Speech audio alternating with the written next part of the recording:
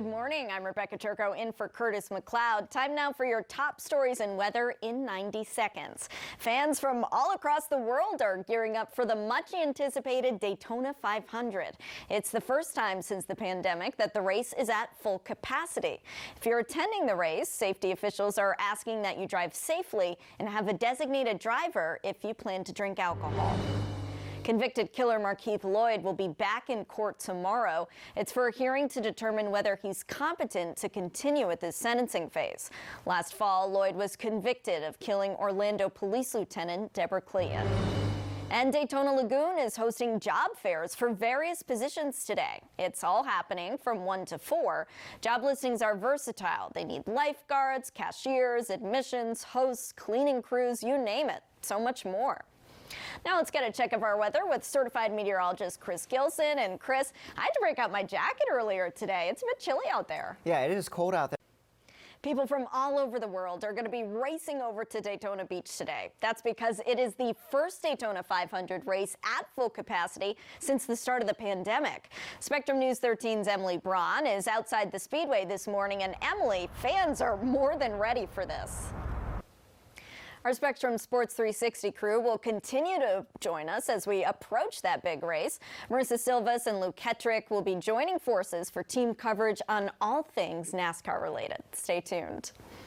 Next, convicted killer Markeith Loyd will be back in court tomorrow. It's for a hearing to determine whether he's competent to continue with his sentencing phase. Last fall, Loyd was convicted of killing Orlando Police Lieutenant Deborah Clayton. A jury unanimously recommended he get the death penalty, but the final decision is ultimately up to the judge. Loyd's defense attorneys say his mental state has deteriorated. His sentencing is scheduled to happen next month.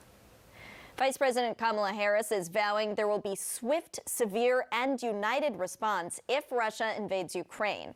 She reiterated the U.S. is willing to increase its force posture on NATO's eastern flank if Russia does in fact invade, and that the U.S. fully supports Ukraine's territorial sovereignty and integrity. Make no mistake. Our Spectrum Sports 360 crew will continue to join us as we approach that big race. Marissa Silvas and Luke Kettrick will be joining forces for team coverage on all things NASCAR related. Stay tuned. Next, convicted killer Markeith Loyd will be back in court tomorrow. It's for a hearing to determine whether he's competent to continue with his sentencing phase. Last fall, Loyd was convicted of killing Orlando Police Lieutenant Deborah Clayton. A jury unanimously recommended he get the death penalty, but the final decision is ultimately up to the judge. Loyd's defense attorneys say his mental state has deteriorated. His sentencing is scheduled to happen next month. Vice President Kamala Harris is vowing there will be swift, severe, and united response if Russia invades Ukraine. She reiterated the U.S. is willing to increase its force posture on NATO's eastern flank if Russia does in fact invade, and that the U.S. fully supports Ukraine's territorial sovereignty and integrity.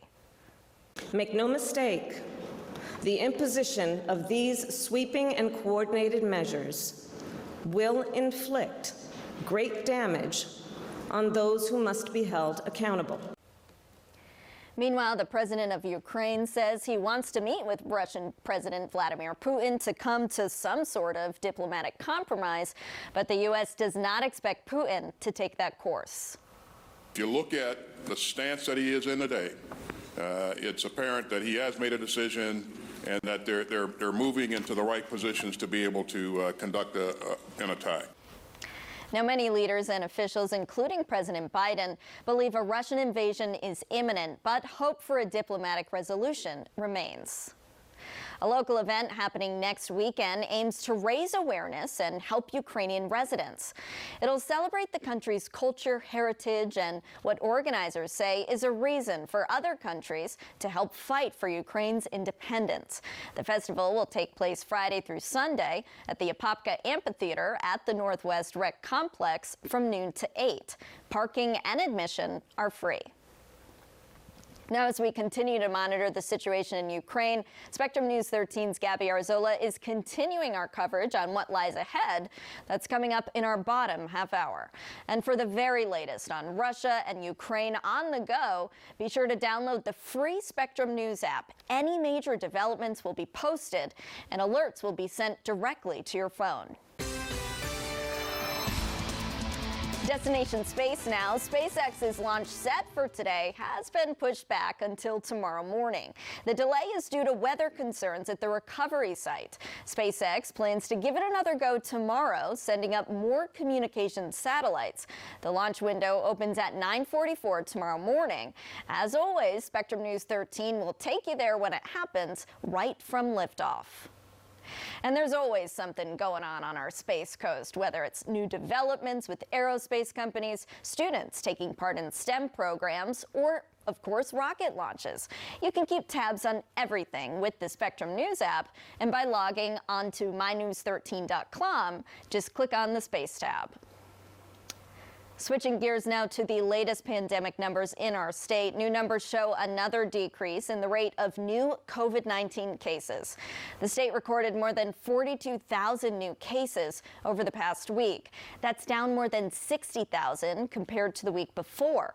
The state's positivity rate is now down to 8%, less than triple what it was at the end of last year at 31%. Orange County's positivity rate currently stands at nearly 14%. New this morning, we're learning Britain's Queen Elizabeth II has tested positive for the coronavirus. That's according to the Buckingham Palace. The 95-year-old, who is celebrating her 70th year on the throne, is experiencing mild cold-like symptoms. Her son, Prince Charles, and his wife, Camilla, Duchess of Cornwall, had tested positive for the virus in the past 10 days. The palace said the Queen expects to continue light duties at Windsor over the coming week, and she'll continue to receive medical attention. The Spectrum News app has a special COVID section with vaccine and testing information, as well as the latest guidance from health officials.